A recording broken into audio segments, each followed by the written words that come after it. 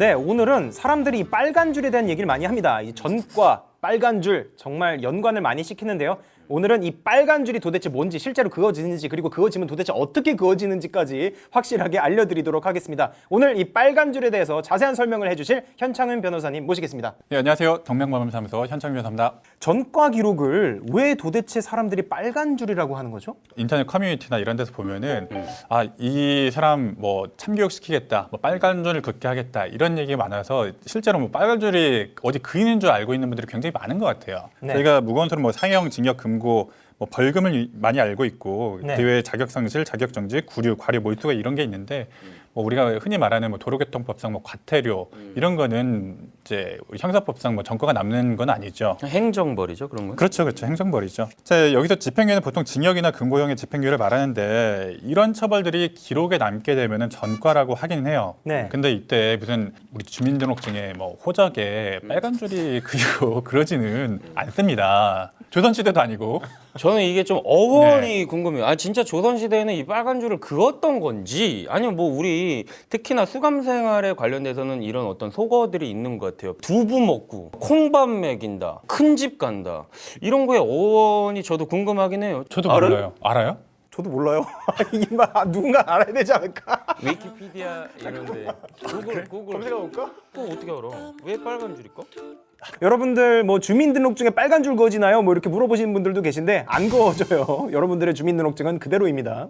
자, 그러면 회사에서 사람을 채용할 때 이 네. 회사에서 이런 뭐 기록 같은 거를 좀 뽑아볼 수 있나요? 네. 아까 말씀드리기 전에 이 경찰 범죄 경력 자료, 수사 경력 자료는 말 그대로 이 수사 기관은 내부 자료였고 네. 일반인이 볼 수는 없어요. 근데 네. 저희가 요구하는 일정한 경우에는 이거를 뭐 조회를 해서 볼 수가 있거든요. 그럴 때는 이 범죄 경력 자료, 수사 경력 자료를 그대로 주는 게 아니고 네. 일정한 좀 요건에 맞게 일반이 볼 수 있는 자료로 만들어서 줘요. 그 네. 범죄 경력 조회라고 하는 건데요. 네. 그 자료를 일정한 경우에 공공기관이나 공무원이나 아니면 저희가 뭐 국공립대학교에 취업을 하려는 경우에 그런 경우에 그거를 요구하기 때문에 우리가 그것을 떼서 주는 경우는 있어요. 이제 공무원 같은 경우에는 뭐 징역형, 금고형을 받지 않았을 것이 이제 법정으로 명시가 되어 있기 때문에 그것을 확인하기 위해서 네. 이거를 요구하는 거고요. 사실은 일반 회사에서 일반 기업체에서 이거를 요구하는 것은 사실은 불법이에요. 이거를 요구해서도 안 되고 범죄 경력 조회를 떼가지고 그걸 제출하게 되면은 원래 법정에서 정해지지 않은 용도로 사용한 것이기 때문에 그것 자체로도 불법이 될 수가 있어요. 네, 근데 사실상 이런 거를 어떤 사회적인 풍토가 좀 요구하는 경우가 있기 때문에 좀 그렇긴 하죠. 그리고 어떻게든 직장을 구하려는 사람 입장에서는 이거를 거부하기도 좀 힘든 일도 있을 테고요. 내게 진짜 깨끗하면은 뭐 내 거를 떼주겠다라고 하는 사람도 있을 수 있겠네. 그렇겠네요.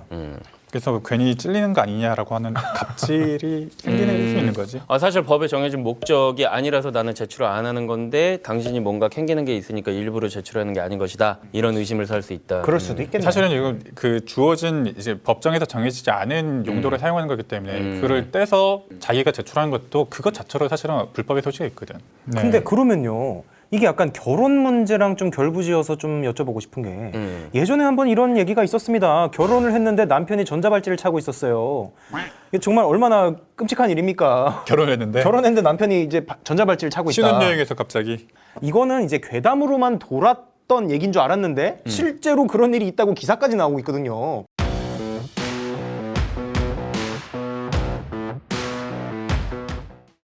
이 결혼 전에 남편이나 부인 될 사람이 범죄자였는지 알 수 있는 방법은 없나요? 결혼할 상대방이라고 하더라도 본인이 아닌 이상 이거를 범죄 경력 조회를 떼올 수는 없어요. 네. 예, 자발적으로 그를 뭐 당신이 범죄자가 아님을 너가 스스로 증명을 해라 해서 요구할 수는 있을 것 같긴 해요. 지금 나 의심해? 그러니까 지금 그게 중요해? 나 사랑하지 않아? 나를 사랑하면 네가 너의 깨끗함을 증명해줘. 약간 이런 식으로 나올 수 있으니까 약간 범죄 경력 조회를 스스로 떼서 보여줄 그런 경우는 있을 수가 있는데 그걸 요구할 수는 사실 없죠. 아니 근데 서로 같이 막 결혼 준비하고 있다가 막 우리 가구 보고 막 이러고 있다가 근데 우리 범죄 경력도 한 번씩 껴보자 뭐 이렇게 나오면 약간 기분이 상할 수는 있을 것 같아요. 약간. 사실은 성범죄자의 경우에는 그 얘기하려고 했는데. 성범죄자의 경우에는 성범죄자 알림 2라고 있어요. 네. 그래서 그거 같은 경우에는 소위 말하는 동사무소 이런 뭐 지역 관공서에서 열람을 할 수가 있어요. 성범죄자 알림 2로. 인터넷으로도 볼 수 있어요. 네, 그렇죠. 그래서 우리가 어떤 의뢰인이 왔을 때 네. 그 항상 물어보는 게 있어요. 혹시 전과가 있으신지 한번 물어보거든요. 네. 이게 왜냐면은 이게 수사기관에서 그걸 봐요. 수사기관에서 이걸 봐가지고 아, 이 사람이 전과가 있네? 관련 동종 전과가 있고 아니면은 어떤 이게 좀 상습적이고 혹시 가중처벌되는 요소가 있구나라는 것을 꼭 봐요. 네. 수사기관에서. 네. 수사기관도 사람이니까 이게 전과가 있게 되면은 어떤 심증이 그쪽으로 쏠릴 수밖에 없어요. 선입견이 약간 생길 수밖에 없는 거죠. 네. 그래서 사실은 이제 전과가 있게 되면은 저희도 약간은 조금 더 좀 충분히 준비를 해야 되겠다 이런 얘기를 좀 드리기도 하고 네. 수사기관이 어떤 선입견을 좀 깨는 방향으로 좀 준비를 해야 되겠다 이런 식으로 좀 얘기를 말씀을 좀 드리기도 하죠. 네, 이렇게 현창윤 변호사님과 함께 전과 기록, 빨간 줄 아니에요. 전과 기록에 대해서 살아있는 얘기를 한번 들어봤습니다.